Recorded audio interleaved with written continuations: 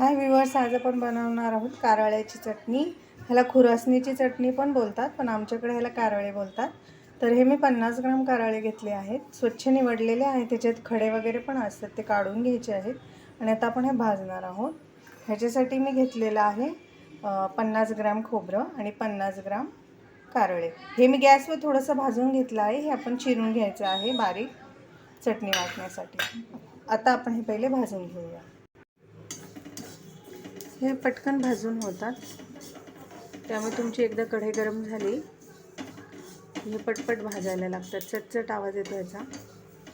व्यवस्थित भाजून घ्या. आणि जेव्हा तुम्ही चटणी वाटाल तर पहिले आपण हे कारळे भाजून वाटून घेणार आहे आणि मग त्याच्यात आपण बाकीचं साहित्य ॲड करणार आहे.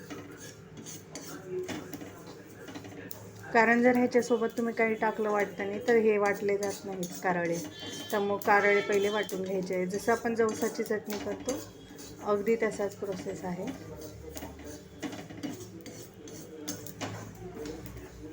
सतत हलवत राहणे तर तुमचे कारळे करपून जातील, चांगली चव येणार नाही.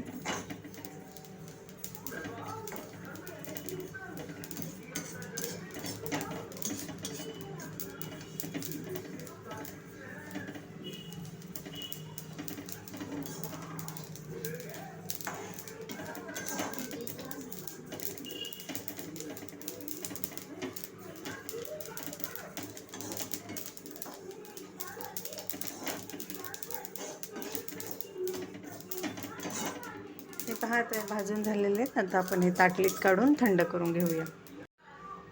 हे पहा, आपले कारळे थंड झालेत. आपण हे मिक्सरमधून वाटून काढूया. नंतर आपण ह्याच्यात एक गड्डा लसूण आणि हे खोबरं वाटणार आहोत.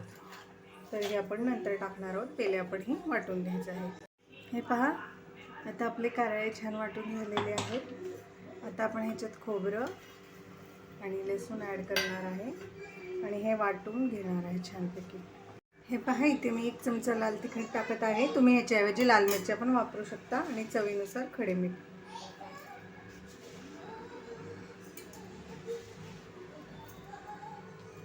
आता आपण हे एकत्र वाटूया. हे मी अर्धे अर्धे भाग केलेला आहे, पूर्ण ह्याच्यात वाटलं जात नाही म्हणून. ही पहा व्ह्यूअर्स, आपली कारळ्याची चटणी तयार आहे. दिसतीये ना छान, यम्मी यम्मी, टेस्टी टेस्टी.